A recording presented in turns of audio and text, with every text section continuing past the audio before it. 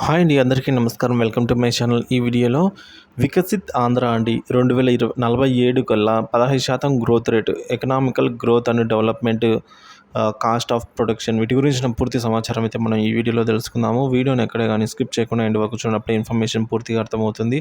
అలాగే వీడియోకి ఒక లైక్ చేయండి ఫ్రెండ్స్. వీడియోలోకి అయితే వెళ్ళిపోదాము ఫ్రెండ్స్. ఇక విషయానికి వచ్చినట్లయితే ఆంధ్రప్రదేశ్ నీతి ఆయోగ్తో కొలాబరేట్ అయ్యి ఆంధ్రప్రదేశ్లో రాబోయే 5 సంవత్సరాల్లో 15% గ్రోత్ రేట్ని సాధించడానికి కొన్ని ప్రణాళికలు రూపొందిస్తున్న రాష్ట్ర ప్రభుత్వం అండి.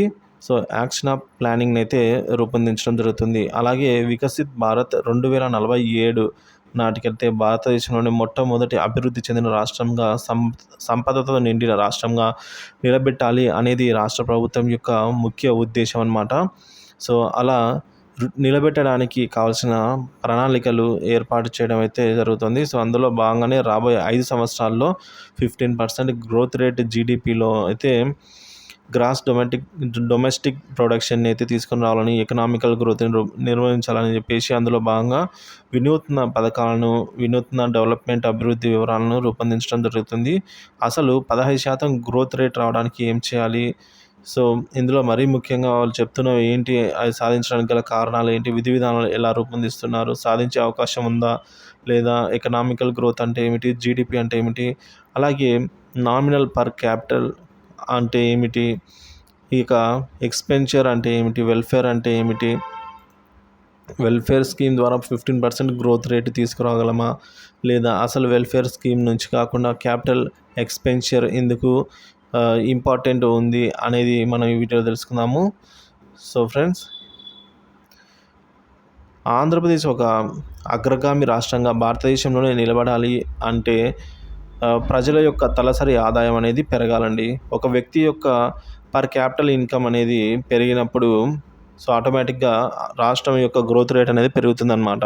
అంటే అది ఎలా పెరుగుతుందంటే, ఉపాధి కల్పన ద్వారా ఉద్యోగులను క్రియేట్ చేసి ఆ ఉద్యోగం ద్వారా వాళ్ళు సంపద సృష్టించే విధంగా అయితే చేయవచ్చు. లేదా డైరెక్ట్ బెనిఫిట్ ట్రాన్స్ఫర్ విధంగా సంక్షేమ పథకాల ద్వారా వాళ్ళ ఖాతాలో అమౌంట్ వేసి అలా కూడా వాళ్ళకి ఆదాయాన్ని పెంచవచ్చు. అలాగా ఒక వ్యక్తి యొక్క తలసరి ఆదాయం పెరుగుతుందన్నమాట. సో ఈ ఫ్రీ బే ఏవైతే ఉందో సంక్షేమ పథకాలు, వీటి వల్ల 50% గ్రోత్ సాధించవచ్చు. కానీ అది ఎంతవరకు సమంజసం? సంక్షేమ పథకాల ద్వారా ఒక వ్యక్తి యొక్క తలసరి ఆదాయాన్ని పెంచి రాష్ట్రం యొక్క తలసరి ఆదాయంగా చూపిస్తూ గ్రోత్ రేటు 15% చూపించడం వల్ల రాష్ట్రానికి ఉపయోగం పెద్దగా ఏమీ ఉండదు. ప్రొడక్టివిటీ అయితే ఉండదండి అక్కడ. సో జస్ట్ అక్కడ ఫ్రీ బేస్ వల్ల, అంటే ఊరికే ఇచ్చి వాళ్ళని ఏదో చేస్తారు కానీ తర్వాత వాళ్ళు నిలదొక్కోలేరు. ఏ రోజు అయితే ఇవ్వడం ఆపుతారో ఆ రోజు వెంటనే మళ్ళీ మామూలు స్థితికి వచ్చేస్తుంది. సో దీనివల్ల ఎటువంటి ఉపయోగం లేదు అనేది మనందరికీ తెలిసిందే. సో కాబట్టి పెట్టుబడులు పెట్టి వ్యయాన్ని పెంచాలి అంతే తప్ప ఈ విధంగా ఫ్రీ బేస్ ద్వారా పెంచడం అంటే అది అసంభవమే. సో అది పేగమేళని అయితే చెప్పుకోవచ్చు. ఇక పెట్టుబడి వ్యయం అంటే క్యాపిటల్ ఎక్స్పెన్షియర్ అంటే ఇన్ఫ్రాస్ట్రక్చర్ ఏదైతే ఉందో ఇన్ఫ్రాస్ట్రక్చర్ని బిల్డ్ చేయాలన్నమాట. రోడ్లు, ఫ్లైఓవర్స్, స్కూల్స్, బిల్డింగ్స్, ప్రాజెక్ట్స్, ఏవైతే పెద్ద పెద్ద కాంట్రాక్ట్స్ ఉంటాయో సో ఉపయోగపడతాయి, క్యాపిటల్ ఎక్స్పెన్షియర్ కోసం అయితే ఉపయోగపడతాయి. వాటన్నిటిని కూడా డెవలప్ చేసుకుంటూ రావాలన్నమాట. అలా డెవలప్ చేసుకుంటూ వచ్చి ఉద్యోగాలు కల్పించాలి. బయట ఇతర దేశాల కంపెనీలు అయితే మన రాష్ట్రంలో అడుగు పెట్టేలా చేయాలి. సో ఈ విధంగా ప్రొడక్టివిటీ ఏదైతే పెంచుతామో అప్పుడే మనకు ఉద్యోగ కల్పన అయితే ఉంటుందండి. సో ఉద్యోగాలు ఆటోమేటిక్గా వస్తాయి. సో కాబట్టి ఏదైనా సరే ప్రొడక్టివిటీ ద్వారా వచ్చిన ఆదాయం అయితే అది పర్మనెంట్గా ఉంటుందండి. సో 15% గ్రోత్ని సాధించాలంటే ఒక వినూత్న ప్రణాళిక రూపొందించాల్సిన అవసరం అయితే ఉందండి. సో అందులో భాగంగా ఉత్పత్తిని పెంచాలి. ఏదైతే ప్రోడక్ట్ ఉంటుందో వాటి ద్వారా వచ్చే ఆదాయాన్ని సంపాదించాలన్నమాట. అంటే ప్రోడక్ట్ని సృష్టించి ఆదాయాన్ని సంపాదించాలి. దీన్నే సంపద సృష్టించడం అని అయితే చంద్రబాబు నాయుడు గారు చెప్పిన విషయం అన్నమాట. సో ఈ విధంగా ప్రోడక్ట్ ఎలా తయారవుతుంది అంటే, ఇక్కడ మనకు ఆంధ్రప్రదేశ్ సంబంధించి కొన్ని మ్యానుఫ్యాక్చర్ యూనిట్స్ కానీ, అలాగే ఫార్మింగ్లో కూడా ప్రొడక్టివిటీ అనేది ఎక్స్‌పోర్ట్ అయితే చేయాల్సి అయితే ఉంటుందండి.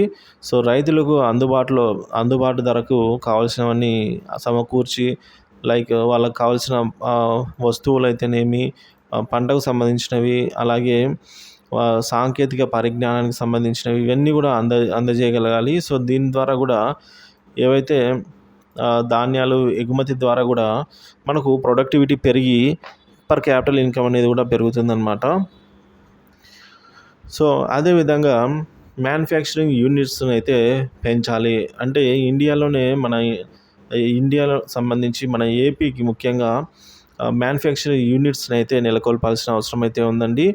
సో, ఏవైనా సరే ఒక కంపెనీ మన రాష్ట్రంలో అడుగుపెట్టిందంటే సో, దానికి ఎటువంటి డోకా లేకుండా మనం చూసుకోవాల్సిన అవసరం ఉంటుంది. సో, అలాగే వాళ్ళు ఇచ్చే ఆ జాబ్స్ కూడా మనకైతే ఇవ్వాలని చెప్పేసి ఒప్పందం చేసుకొని ఈ విధంగా గ్రోత్ రేట్‌ని అయితే పెంచుకోవచ్చు. ఇంకా ఓన్‌గా ఎవరైనా ముందుకొచ్చారంటే బిజినెస్ మ్యాన్స్, సో, వాళ్ళ ద్వారా కూడా అయితే గ్రోత్ రేట్ అనేది పెరుగుతుందనమాట. సో, ఈ విధంగా ఆహ్, మొత్తానికైతే ఈ విధంగా ప్రొడక్షన్ పెంచడం వల్ల గ్రోత్ రేట్‌ని అయితే సాధించవచ్చు అనేదైతే కాన్సెప్ట్ అండి.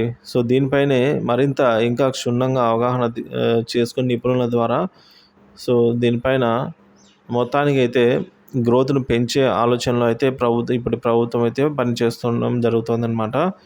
సో, మరి చూడాలి ఈ 5 ఏళ్లలో 15% పెరుగుతుందా లేదా అనేదైతే చూడాల్సిన విషయం అండి. పాసిబుల్ అవుతుందా లేదా అనేది.